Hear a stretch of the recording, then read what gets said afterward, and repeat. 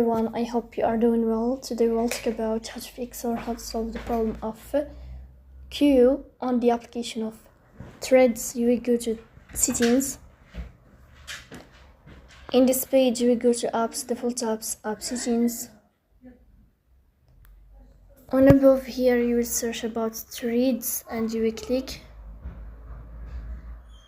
Then we click on first stop and you will click OK. Here you will enter to storage. Then we click on clear cache.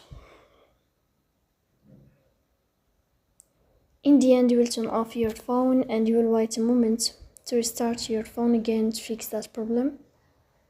So please don't forget to support us by like and subscribe. See you next time in another video, and thank you for your watching and your attention.